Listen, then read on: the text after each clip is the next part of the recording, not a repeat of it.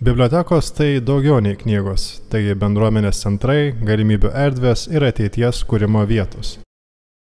Šią vasarą mes, grupė Lietuvos bibliotekų atstovų, leidžiamės į išskirtinę kelionę po Jungtines Amerikos valstijas. Dalyvaujame IVLP programoje, kurios tema – bibliotekų paslaugų prieinamumo didinimas. Atvykę į Vašingtoną apsistojame viešbutyje ir gauname visą reikalingą informaciją apie būsimus vizitus. Kitą rytą mus pasitiko gidas Jesse, kuris aprodė svarbiausias miesto vietas. Pirmiausia, aplankėme Baltuosius rūmus, oficialią JAV prezidento rezidenciją, kur priimami svarbiausi šalies sprendimai ir vykdomi valstybės reikalai.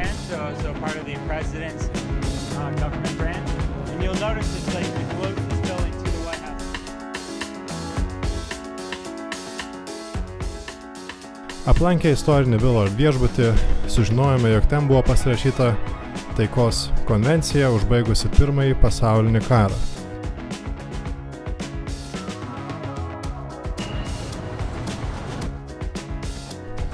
Vėliau aplankėme Kapitolijų, įspūdingą pastatą, kuriame įsikūręs JAV kongresas sudarytas iš atstovų rūmų ir senato. Kapitolijus simbolizuoja demokratijos širdį, čia priimami įstatymai, kurie formuoja šalies politiką bei gyvenimą. Po to lankėmės Martino Liuterio Kingo jaunesniojo paminklą. Šis memorialas skirtas žmogui, kuris vedė Amerikos pilietinių teisių judėjimą, kovojo už lygybę ir teisingumą visiems piliečiams.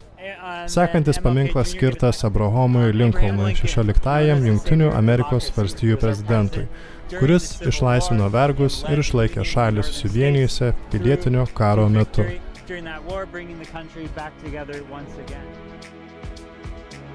Tada aplankėme visai šalia esantį Vietnamo karo memorialą, kuriame įamžintos tūkstančių karių žuvusių šio konflikto metu pavardės. Taip pat žvelgėme į Antro pasaulinio karo ir Džordžo Vašingtono pirmojo šalies prezidento paminklus.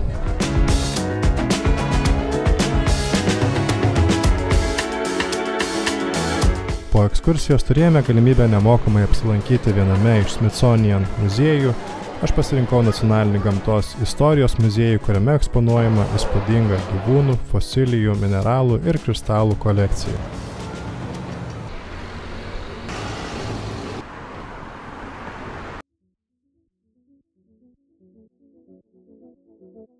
Na, o kitą dieną dalyvavome pirmajame oficialiame susitikime, kuriame mus išsamei supažindino su IVLP programa. Po pietų gavome paskaitą iš Steveno Billeto apie tai, kaip veikia JAV valdžios sistema. O vakare aplankėme Smithsonian American Art muziejų, kuriame saugomi įvairių laikotarpių ir stilių Amerikos meno kūriniai, nuo kolonijinių iki šiuolaikinių.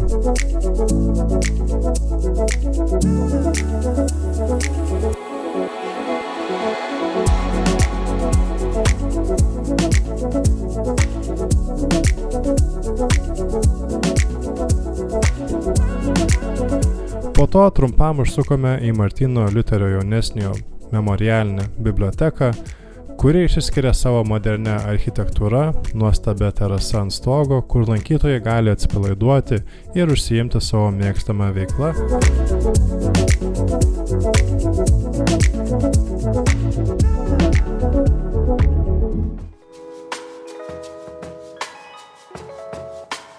Sekančią dieną susitinkame su Maureen McDonald, nacionalinių archyvų specialiąja asistente. Šie archyvai įkurti dar 1934 metais ir saugo svarbiausius dokumentus datuojamus nuo pat 1775 metų. Čia laikoma daugiau nei 10 milijardų tekstinių įrašų, milijonai žemėlapių, fotografijų, garso ir vaizdo įrašų, elektroninių dokumentų. Visa tai svarbu ne tik JAV istorijai ir kultūrai, bet ir visam pasauliui. Susitikimo metu sužinojome, kad archyvuose yra net lietuviškų dokumentų, kurių kilmė siekia net 1900 metus.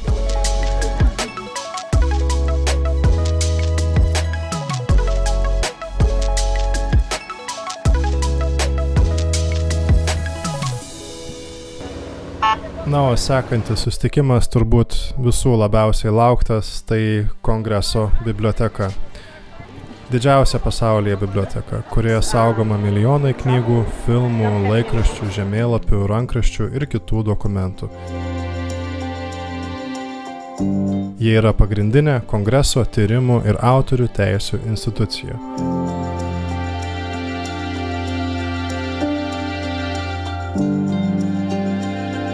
Sužinojome, jog Kongreso biblioteka yra vienas iš gražiausių pastatų visoje JAV.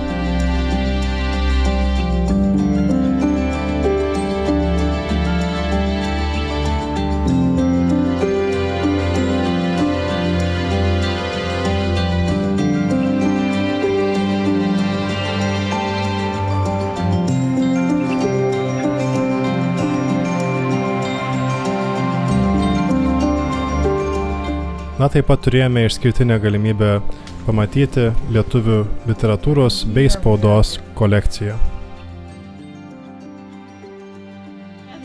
Thank you for the tour. Come back, okay? Hopefully. Po pietų Cultural Vistas biure turėjome nuotolinį susitikimą su Society of American Archivists, seniausia ir didžiausia archyvų specialistų organizacija JAV. Tos pačios dienos pabaigoje susitikome su Davidu Blumu, Kongreso bibliotekos tyrimų skyriaus vadovu, kuris pasidalino įžvalgomis apie bibliotekininkų svarbą ir bendradarbiavimo galimybes. Sužinojome apie District of Columbia Library Association, vietinę bibliotekininkų organizaciją, kuri palaiko bibliotekininkus regione ir bendradarbiauja su Amerikos bibliotekų asociacija. Po intensyvių susitikimų pasimėgome autentišką amerikietišką kultūrą. Lankėmės beisbolo rungtynėse, kur pamatėme, ką veikia vietiniai gyventojai po darbo ir paragavome tradicinių dešrainių su čili padažu.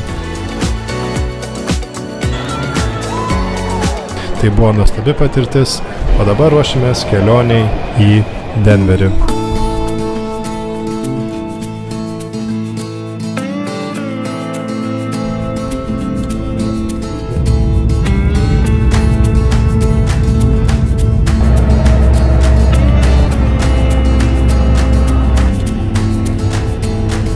Denveris tai vienas sparčiausiai augančių JAV miestų, įsikūręs prie pat uolinių kalnų, dažnai vadinamas Mile High City, nes yra lygiai mylios aukštyje virš jūros lygio. Miestas garsėja ne tik kvapą gniaužiančia gamta, bet ir pažangiamis viešosiomis paslaugomis, tarp jų bibliotekomis. Vienas pirmųjų mūsų vizitų Denveryje buvo Andersono akademinė biblioteka. Čia mus šiltai sutiko bibliotekos dekanas Michaelas Levine Clark, kuris pasidalijo savo įžvalgomis apie akademinės bibliotekos misiją bei veiklą. Turėjome galimybę apžiūrėti nesenai renovuotas erdves, šiuolaikiškas, patogias ir įkvepiančias mokymuisi bei kūrybai. Nors tai universitetinė biblioteka, jos paslaugomis gali naudotis ir platesnė bendruomenė. Toliau lankomės įspūdingoje Denverio viešojoje bibliotekoje, kurios tinklą sudaro net 25 padaliniai ir 2 bibliobusai. Biblioteka siūlo plačią knygų, informacinių šaltinių, filmų, muzikos ir net archyvinių nuotraukų kolekciją, kurios apimtis siekia per 2 milijonus vienetų. Veiklos čia netrūksta nei vaikams, nei paaugliams, nei suaugusiesiems. Bibliobusai važinėja po visą miestą lankydami mokyklas, bendruomenių centrus bei globos įstaigas. Viena iš išskirtinių bibliotekos erdvių tai Idea Lab, tai vieta, kur gyventojai gali nemokamai naudoti siuvimo, kūrybinio dizaino bei medijų ir kitais technologiniais įrankiais.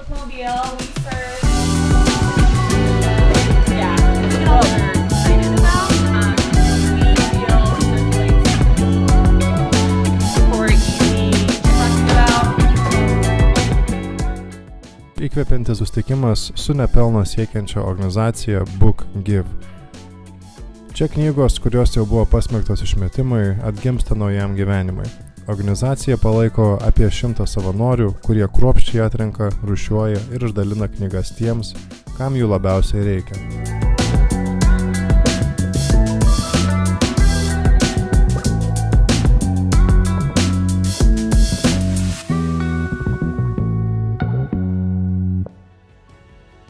Viename iš susitikimų mus pasitiko Shanti ir Dexteris, kurie pristatė unikalią Blairo Caldwello Afrikos amerikiečių tyrimų biblioteką. Čia įkurtas ir muziejus, pasakojantis apie sudėtingą afroamerikiečių istoriją JAV žemyne.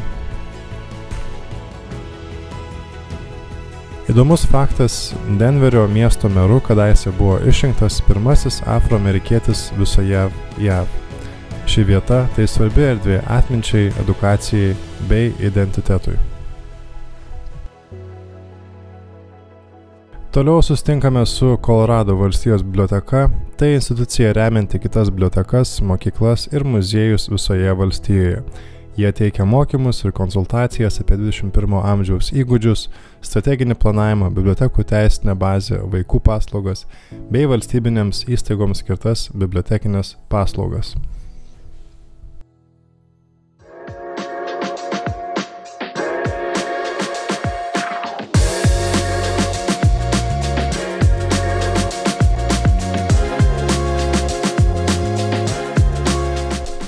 Prieš išvykdami iš Denverio dar spėjome aplankyti garsųjį Red Rocks amfiteatrą. Gamtos suformuota scena tarp įspūdingų uolų, kurioje koncertavo tokios pasaulio žvaigždės kaip U2 ar The Beatles.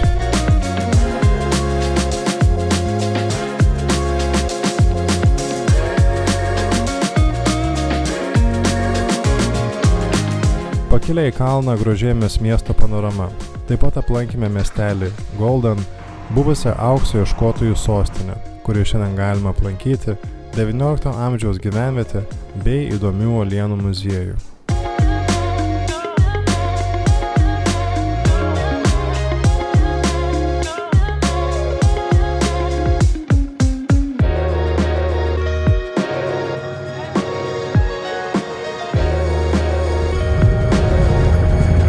Na, jau buvo laikas vykti iš Denverio į Kalamazoo miestą, esantį Mičigano valstijoje.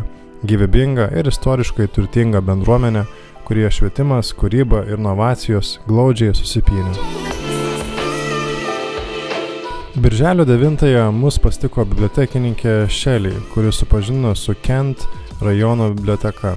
Jie apima net 20 padalinių ir turi modernų bibliobusą, aptarnaujantį visą rajoną.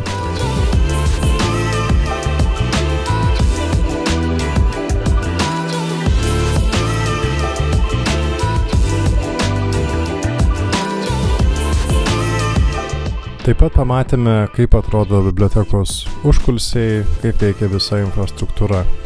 Iš tiesų, biblioteka priminė kaip vienintelis sandėlį, kur visi dirba po vienu stogu. Tokia labai jauki ir maloni aplinka.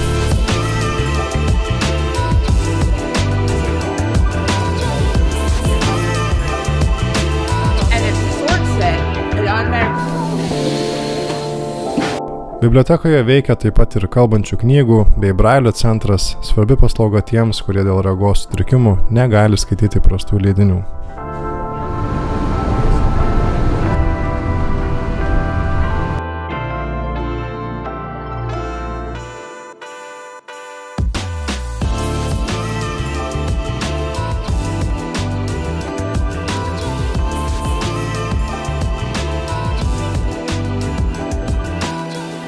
Vėliau lankėmės Western Michigan universitete, viešame tyrimų universitete, kuriame susitikome su bibliotekos dekane Julie Garrison, aptarėme bibliotekų ateitį, dirbtinio intelekto pritaikymą ir jo naudą informacijos kokybės vertinimui.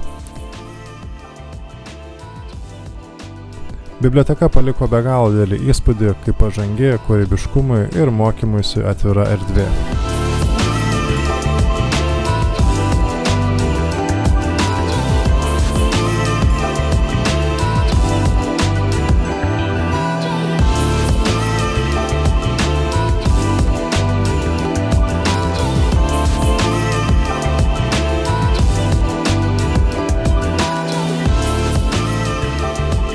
Kalamazoo viešoji biblioteka, aptarnaujanti apie 119 000 gyventojų per 5 lokacijas, pasižymi gausa paslaugų. Čia įsikūręs One Place, nevyriausybinių organizacijų vadybos centras, vietinės istorijos kambarys su turtingu informacijos portalu. apygardos teisės biblioteka, kūrybinė dirbtuvė, The Hub Makerspace ir daug kitų iniciatyvų.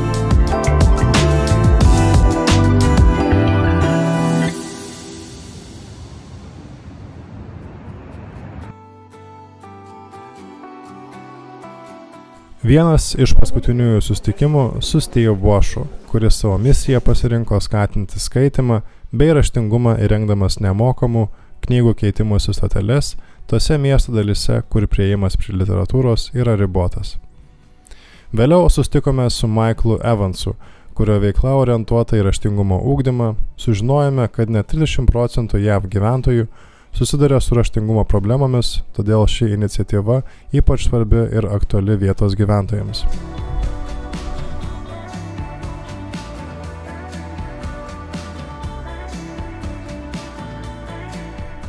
Štai ir paskutinioji kelionės diena. Turėjome progą pasigrožėti 5 pagal dydį Mičigano ežeru, kuris savo dydžiu ir vaizdais priminė tikrą jūrą. Ežero pakrantėje įsikūrus jaukus South Haveno miestelis, kuriuo pasidžiaugę atsisveikinome su Amerika ir išvykome namo Lietuvos link.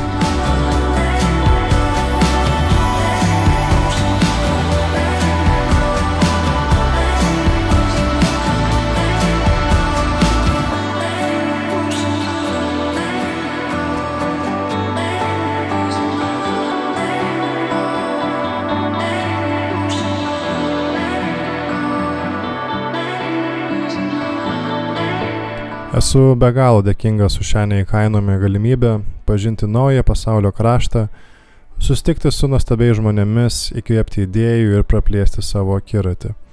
Ačiū IVLP programai ir visiems, kurie prisidėjo prie šios kelionės įgyvendinimo. Ši patirtis ilgam išliks mano atmintyje ir širdyje.